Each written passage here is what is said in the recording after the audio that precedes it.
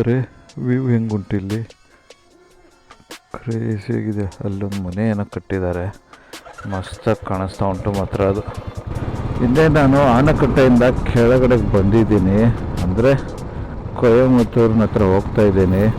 Just 30 kilometres ಇರೋದು. ಅಲ್ಲೇ ಆನಕಟ್ಟೆನಲ್ಲಿ ಊಟ ಮಾಡಿಕೊಂಡ್ವಿ.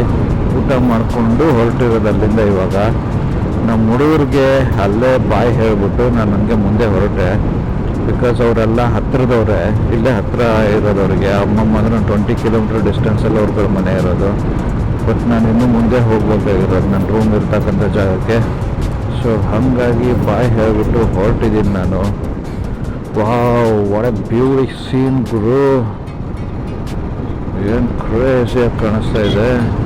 ಆವಾಗ ಒಂಥರ ಇತ್ತು ಹೋಗ್ಬೇಕಾದ್ರೆ, ಇವಾಗ ಒಂಥರನೇ ಕಾಣಿಸ್ತಾ ಉಂಟಲ್ಲ ಇದೆಲ್ಲ. ಆದರೆ ಮೌಂಟೇನ್ಗಳು ಒಂಥರ ಫಾಗ್ ಕವರ್ಡ್ ಮೌಂಟೇನ್ ಥರ ಕಾಣಿಸ್ತಾ ಉಂಟು ಅಂದ್ಕೊಳ್ಳಿ. ಅಷ್ಟೊಂದು ಕ್ಲಿಯರಾಗಿ ಹಿಲ್ಸ್ ಕಾಣಿಸ್ತಾ ಇಲ್ಲ ಅಂದ್ಕೊಳ್ಳಿ. ಬ್ಯೂಟಿಫುಲ್ ಆಗಿರೋದಂಥ ರೋಡ್ ಇದೆ ಅಂದ್ಕೊಳ್ಳಿ. ನೋಡಿ ಹೆಂಗಿದೆ, ಕ್ರೇಜಿಗಳು ಇದು.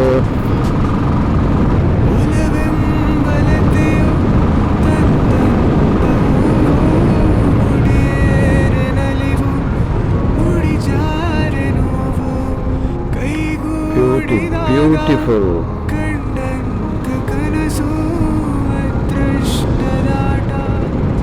ಥರ ಬೆಟ್ಟಗಳಿದ್ರೆ ಅದನ್ನ ನೋಡೋದೇ ಒಂದು ಖುಷಿ ಅಂದ್ಕೊಳ್ಳಿ. ರೈಡ್ ಹೋಗ್ಬೇಕಾದ್ರೆ, ಅದು ಗಾಡೀಲಿ ಹೋಗ್ಬೇಕಾದ್ರೆ ಅಂತೂ ಸಖತ್ ಕ್ರೇಜಿ ಅಂದ್ಕೊಳ್ಳಿ. ಒಂಥರ ಬ್ಯೂಟಿಫುಲ್ ಬ್ಯೂಟಿಫುಲ್, ಎಲ್ಲ ಬ್ಯೂಟಿಫುಲ್.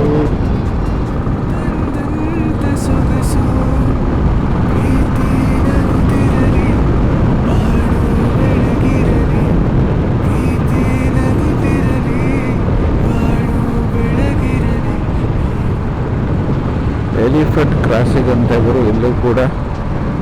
ಅದೆಲ್ಲಿಂದ ಎಲಿಫೆಂಟ್ ಬರುತ್ತೆ ಗೊತ್ತಿಲ್ಲ. ಇಲ್ಲಿ ಬೋರ್ಡ್ ಹಾಕಿದ್ದಾರೆ ಅಂದರೆ ಆಬ್ವಿಯಸ್ಲಿ ಇದ್ದೇ ಇರೋದೆ, ಸುಮ್ಮನೆ ಏನಕ್ಕೆ ಹಾಕ್ತಾರೆ. ನೋಡಿ ಹೆಂಗುಂಟು ಮುಂದೆ ರೋಡ್. ಕ್ರೇಜಿ ಆಗಿದೆ ಗುರು ಗಾಡಿ ಹೊಡಿಯೋದಕ್ಕೆ ಮಾತ್ರ. Beauty beauty.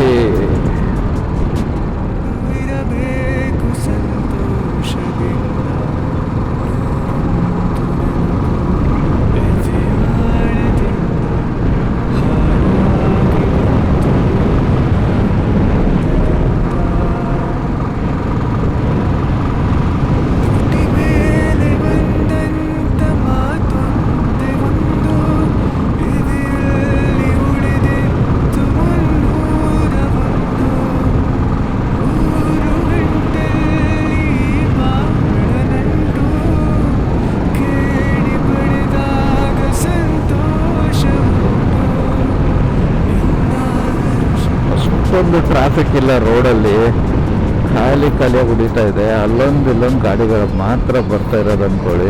ಅದನ್ನು ಬಿಟ್ಟರೆ ಆಲ್ಮೋಸ್ಟ್ ರೋಡ್ ಖಾಲಿನೇ ಉಂಟು ಅಂದ್ಕೊಳ್ಳಿ. ಕ್ರೇಜಿಯಾಗಿದೆ ಮಾತ್ರ ಗಾಡಿ ಹೊಡೆಯೋದಕ್ಕೆ. ಈ ರೋಡ್ ಹೇಳಿ ಮಾಡಿಸಿರ್ತಕ್ಕಂಥದ್ದು ಅಂದ್ಕೊಳ್ಳಿ ರೈಡ್ ಹೊಡೆಯೋದಕ್ಕೆ. ಸ್ಯಾಕ್ಸಿಯಾಗಿ ಉಂಟು ಮಾತ್ರ. ಬ್ಯೂಟಿ ಗುರು, ಬ್ಯೂಟಿ ಬ್ಯೂಟಿ. ನೋಡಿ ಹೆಂಗೆ ಕಾಣಿಸ್ತು ಅಂತಂದರೆ ಪಕ್ಕದಲ್ಲೇ ಬೆಟ್ಟ, ಅದರ ಜೊತೆಗೆ ಈ ಒಂದು ರೋಡು ಮಸ್ತ್ ಅಂದ್ಕೊಳ್ಳಿ. ಒಂಥರ ಫುಲ್ಲು ಚಿಂದಿ ಚಿತ್ರಾನ್ನ, ಬೂಂದಿ, ಮೊಸರನ್ನ ಅಂತಾರಲ್ಲ ಹಂಗೆ. ಏನು ಮಸ್ತ್ ಗುರು ಇದು ರೋಡು. Wow, beauty beauty. ಫಾರೆಸ್ಟಲ್ಲಿ ಈ ಥರ ಒಂದು ರೋಡು. ತಮಿಳುನಾಡಿನ ರೋಡ್ ಬಗ್ಗೆ ಅಂತ ಮಾತಾಡೋಂಗಿಲ್ಲ ಅಂದ್ಕೊಳ್ಳಿ. ನಿಜಕ್ಕೂ ತುಂಬ ಖುಷಿ ಕೊಡುತ್ತೆ ಗಾಡಿ ಓಡಿಸ್ತಾ ಇದ್ರೆ. ಎಷ್ಟೋ ಕಡೆಗೆ ನಾನು ಆಲ್ರೆಡಿ ಹೇಳ್ಬಿಟ್ಟಿದ್ದೀನಿ ನನ್ನ ಹಳೆ ವಿಡಿಯೋದಲ್ಲೆಲ್ಲ. ತಮಿಳುನಾಡು ರೋಡ್ ಬಗ್ಗೆ ಮಾತಾಡೋಂಗೆ ಇಲ್ಲ ಗುರು ಅಂದ್ಕೊಂಡು, ಹಂಗೆ ಇರೋದು ಅಂದ್ಕೊಳ್ಳಿ ಎಲ್ಲನೂ. ಸಖತ್ ಕ್ರೇಜಿ ರೋಡ್ಗಳು, ಅದ್ರ ಜೊತೆಗೆ ಒಂದು ಅದ್ಭುತವಾದಂಥ ಬೆಟ್ಟ, ವ್ಯೂ ಎಲ್ಲನೂ ಹೇಳಿ ಮಾಡಿಸ್ದಂಗಿರುತ್ತೆ ಅಂದ್ಕೊಳ್ಳಿ. ಅಲ್ಲಿ ನೋಡಿ ಮುಂದೆ ಹೆಂಗೆ ಕಾಣಿಸ್ತಾ ಉಂಟು ಬೆಟ್ಟ ಅಂದರೆ, ಮೈ ಗಾಡ್ ಸಖತ್ ಕ್ರೇಜಿ.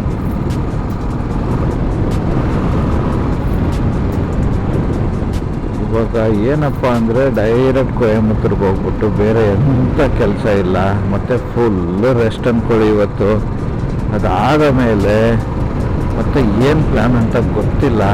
ಇನ್ನೂ ಒಂದು ದಿವಸ ಇರ್ತೀನಿ ನಾನು ಕೊಯಮತ್ತೂರಲ್ಲಿ. ಸೊ ಈಶಾದು ನಾನು ಆಲ್ರೆಡಿ ವಿಡಿಯೋ ಮಾಡಿದ್ದೀನಿ, ಲಾಸ್ಟ್ ಟೈಮ್ ಹೋಗಿ ಬಂದಿದ್ದೆ. ಬಟ್ ಈ ಸರ್ತಿ ಬೇರೆ ಥರದ ವಿಡಿಯೋ ಮಾಡೋಣ ಅಂತ, ಅಂದರೆ ಅರ್ಲಿ ಮಾರ್ನಿಂಗ್ ಈಶಾ ಫೌಂಡೇಶನ್ ಹೆಂಗಿರುತ್ತೆ ಅನ್ನೋದೊಂದು ವಿಡಿಯೋ ಕ್ಯಾಪ್ಚರ್ ಮಾಡಬೇಕಂತ ಇದ್ದೀನಿ. ಬಿಕಾಸ್ ಇವಾಗ ಕ್ಲೈಮೇಟು ಸಕ್ಕದಾಗಿರುತ್ತೆ, ಹಾಗಾಗಿ ಫುಲ್ಲು ಮಿಸ್ಟಿಂದ ಮುಚ್ಕೊಂಡಿರುತ್ತೆ. ಅದೊಂದು ಕವರ್ ಮಾಡ್ಕೊಳ್ಳೋಣ ಅನ್ನೋ ಪ್ಲ್ಯಾನಲ್ಲಿದ್ದೀನಿ. ನೋಡೋಣ ಹೆಂಗಾಗುತ್ತೆ ಅಂತ. ಹಂಗೇನಾದರೂ ಆದರೆ ಬೇಗನೆ ಬೆಳಗ್ಗೆನೆ ಹೋಗಿ ನೋಡಿಕೊಂಡು ಅದನ್ನು ವಿಡಿಯೋ ಕ್ಯಾಪ್ಚರ್ ಮಾಡ್ಕೊಂಬರೋಣ. ಅಲೋ ಮಾಡ್ತಾರಾ ಇಲ್ವಾ, ಎಷ್ಟು ಗಂಟೆಗೆ ಓಪನ್ ಆಗುತ್ತೆ ಅನ್ನೋದೆಲ್ಲ ಒಂದು ಯೋಚನೆ ಮಾಡಿಬಿಟ್ಟು ಅದ್ರ ಬೇಸ್ ಮೇಲೆ ಪ್ಲ್ಯಾನ್ ಮಾಡ್ಕೊಂಡು ಹೋಗುವ. ನಾನು ಇಲ್ಲಿ ನಮ್ಮ ಹುಡುಗರು ಕೇಳಿದೆ, ಓಪನ್ ಇರುತ್ತೆ ಬೆಳಗ್ಗೆನೆ, ಬಟ್ ಆದಿಯೋಗಿಯವ್ರಿಗೂ ಮಾತ್ರ ಬಿಡ್ತಾರೆ, ಒಳಗಡೆ ಬೇರೆ ಎಲ್ಲೂ ಅಲೋ ಇರಲ್ವಂತೆ. ನಮಗೆ ಆದಿಯೋಗಿಯವ್ರಿಗೂ ಬಿಟ್ಟರು ಸಾಕು, ಒಳಗಡೆ ಅಂತ ಎಲ್ಲ ಹೋಗಲ್ಲ ನಾನು. ಸೊ ಆದಿಯೋಗಿ ನಾನು ನೋಡ್ಕೊಂಡು ಬಂದರೆ ಆಯಿತು ಅಂತ. ಬಟ್ ಆದರೂ ಅದಕ್ಕೆ ರೆಸ್ಟ್ರಿಕ್ಷನ್ಸ್ ಹಾಕಿರ್ತಾರಂತೆ. ಬಿಕಾಸ್ ಆ ಟೈಮಲ್ಲಿ ಬರೋದು ಒಳ್ಳೇದಲ್ಲ ಅಂತ ಹೇಳ್ತಾರಂತೆ.